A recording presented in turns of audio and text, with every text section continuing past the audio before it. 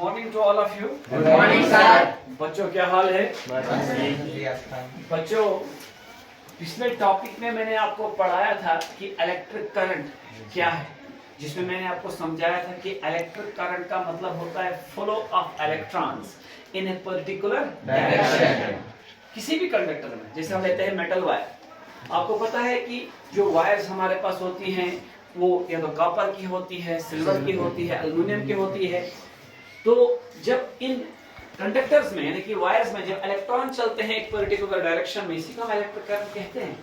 और पढ़ाया था कि पोटेंशियल डिफरेंस क्या है। मैंने कहा था पोटेंशियल डिफरेंस का मतलब होता है जब चार्ज को मूव किया जाता है between two points in electric circuit, उस चार्ज को मूव करने के लिए जो वर्क डन किया जाता है उसको बोलते हैं पोटेंशियल डिफरेंस। ठीक है, या कहा था the difference in electric potential between two points in an electric circuit, उसको बोलते हैं पोटेंशियल डिफरेंस, या पोटेंशियल डिफरेंस का वोल्टेज भी कहते हैं। क्या बोलते हैं शाबाश? वोल्टेज भी कहते हैं।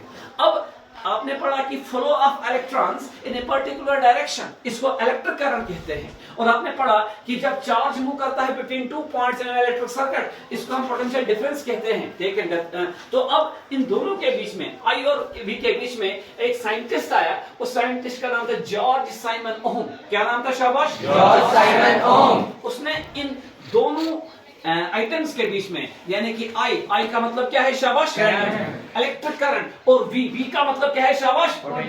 इन दोनों के बीच में उसने क्या किया? एक मैथमेटिकल रिलेशनशिप बनाया। उस मैथमेटिकल रिलेशनशिप को बोलते हैं ओहम्स लॉ। क्या बोलते हैं शाबाश? Ohm's law. दिया किसने? जॉर्ज साइमन ओहम ने। अब इस ओहम ने क्या कहा? जॉर्ज साइमन ओहम ने क्या कहा? इसने बोला अगर हम टेम्परेचर रखते हैं कांस्टेंट, क्या रखते हैं? कांस्टेंट का मतलब होता है ना बढ़ेगा ना घटेगा, जो जैसे है वैसा ही रहेगा, कांस्टेंट टेम्परेचर पर। इसने कहा कि जब करंट चलेगी यानी कि आई चलेगी किसी कंडक्टर में, जैसे एक मेटल वायर में, तो ये होगी directly proportional to the potential difference, यानी कि आई और वी आपस में क्या है? Directly proportional. अगर आई की वैल्यू बढ़ेगी तो वी की वैल्यू भी बढ़ेगी, अगर आई की वैल्यू घटेगी तो वी की वैल्यू भी घटेगी। यानी कि अगर आई इंक्रीज होगा वी भी इंक्रीज होगा, अगर आई डिक्रीज होगा तो वी भी डिक्रीज होगा। यही है ओहम्स लॉ, जो किसने दिया? जॉर्ज साइमन ओहम ने। कब दिया? 1827 में। इसने क्या कहा कि this law was given by George Simon ohm in 1827। This law states that a constant temperature current flowing in a conductor, current flowing in a conductor, किसको बोलते हैं कंडक्टर? कंडक्टर उस सबस्टेंस को कहते हैं, उस मटेरियल को कहते हैं जिसमें क्या पास होती है? करंट पास होती है। और जिनमें करंट पास नहीं होती है उनको बोलते हैं इंसुलेटर। क्या इस मार्कर में करंट पास हो सकती है? ये इंसुलेटर है। क्या एक वायर में करंट पास हो सकती है?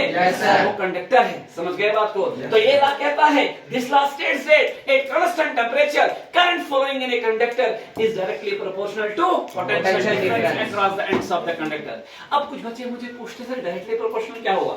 डायरेक्टली प्रोपोर्शनल का मतलब होता है अगर दो आइटम्स के बीच में डायरेक्टली प्रोपोर्शनल की साइन है, इसका मतलब ये होता है कि अगर एक आइटम बढ़ेगी दूसरी आइटम भी बढ़ेगी, अगर एक आइटम घटेगी दूसरी आइटम भी घटेगी। जैसे यहाँ पर आई और वी आपस में डायरेक्टली प्रोपोर्शनल है, तो अगर आई इंक्रीज होगा वी भी इंक्रीज होगा, अगर आई डिक्रीज होगा तो वी भी डिक्रीज होगा। जब जब आप लोगों ने प्रोपोर्शनलिटी को हटाना है और साइन ऑफ इक्वालिटी को लाना है तो तब क्या लगाना पड़ता है? कांस्टेंट। और यहाँ पर कौन सा कांस्टेंट लगाया हमने? आर। आर को बोलते हैं रेजिस्टेंस ऑफ द कंडक्टर, जो मैं आपको नेक्स्ट टॉपिक में समझाऊंगा। क्या बच्चों आपको ओहम्स लॉ समझ आया? Yes sir. किन दो आइटम के बीच में मैथमेटिकल रिलेशनशिप है? आई और वी के बीच में। आई क्या है? करंट। वी क्या है? वोल्टेज। दोनों आपस में क्या है?